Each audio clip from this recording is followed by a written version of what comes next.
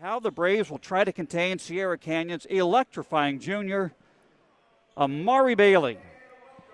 Well, Mike, Sierra Canyon, as you mentioned, is coming off their first undefeated season in the program's history. And Amari Bailey has been a big part of that, averaging 28 points per game. And he broke earlier this season SC's single-game scoring record previously held by Marvin Bagley. This has been his season.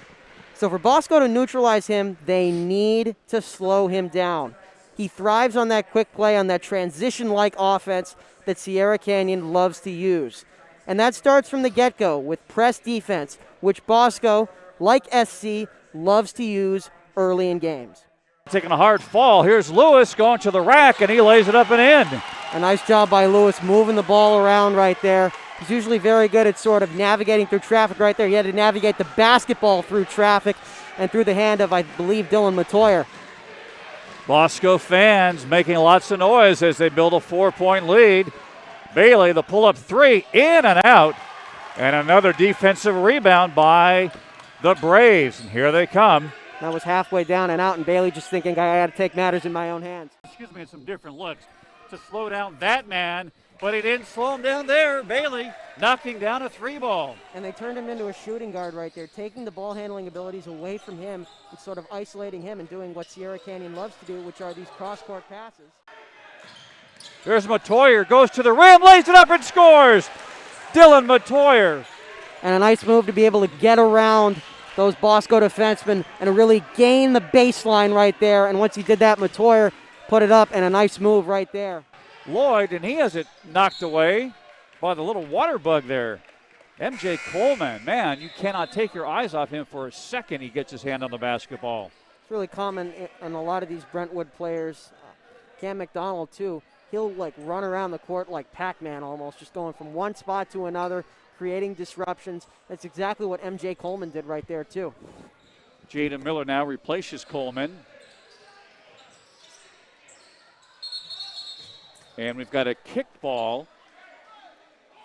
And whenever Amari Bailey decides to drive, they're putting in a lot of traffic, a lot of big guys in the paint, and it's really forcing him to do something that Shai Odom really does, which is, move the feet, move around, sort of navigate through traffic, and that's been a little tough for him in this game. Bailey had a better outside shot. That's fair, definitely, as you see him go inside right here, and a nice move. He went right up and challenged.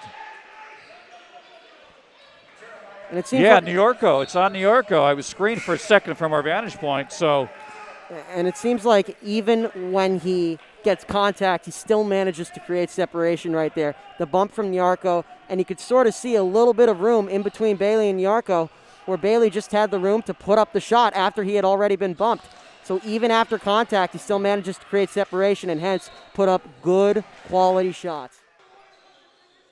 Down the other side, and a mid-range jump shot there, falls. And that corner and that baseline is Parker Turner's spot, just as it is Ryan Grandy's. Grande with back-to-back, and 2 straight plays, and Amari Bailey is on the ground after tangling with Coleman. And the referees may have to exert a little bit more influence right now. But this is a game of ping pong right now. Grandy, then Turner, then Grandy, then Turner again, just back and forth, seeing who else can get involved. And right there, a perfect example, one of those guys, Ramel Lloyd with the bucket. Not always, have I spoken to coaches on both teams before a game, and they were in complete agreement that they expected a real battle. And this is kind of borderlining between a battle and a brawl right now. These two teams going back and forth, and even though the Trailblazers are up by 8, things can change in a hurry. And they also didn't wait at all to go with their number 2 game plans. They knew that they were going to target Amari Bailey or Cam McDonald, so they went to other guys immediately. So a 9-point lead, a turnover. And Amari Bailey drawing the charge right there. Tit for tat on both sides, both on the defensive end between Bailey and Turner or Bailey and MJ Coleman, And then on the offensive end between Parker Turner and Ryan Grandy. Here come the Braves. Oh, I think Nyarko may have got going too soon. Traveling called on the 6'9 center, who's really improved his game.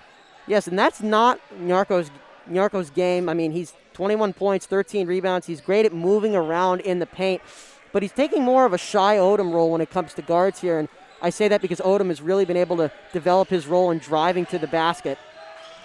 And Nyarko's showing off his versatility certainly in this game. Power move inside by Shy Odom. He gets it to go off the glass.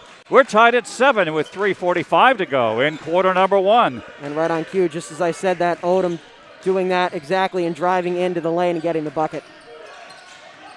There's JoJo trying to hold off Nyarko, but he hits a nice turnaround. Not an easy shot. Got to give him credit on that one. Yeah, and that's his game, moving around, creating separation in the paint. For Nyarko, 21 points, 13 rebounds last week in the win against Mater Dei. So right now the Trailblazers trying to figure out this zone defense.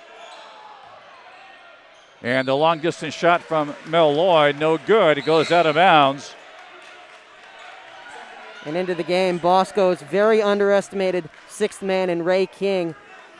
He'll go after anyone on D. Watch him tonight. Doesn't matter how tall they are, whether by poking the ball, disrupting the mental side, he'll get to you. He's the scrappiest player on this team, the Braves sort of Patrick Beverly, and he brings the emotion wherever he is. So watch him tonight, especially on the defensive end. It's a second charge picked up by the Trailblazers so far in this first half. Again, we discussed it, matching physicality for physicality. So as you said, for the Braves, they like to punch the ball inside as much as they can. And they like to poke the ball on the outside too. That's Ray King in a nutshell right there. The emotion, the grit, the Patrick Beverly-like scrappiness, just poking the ball out of the way. He's not afraid to challenge anyone, and he is the heart and soul and the emotion of this team right there.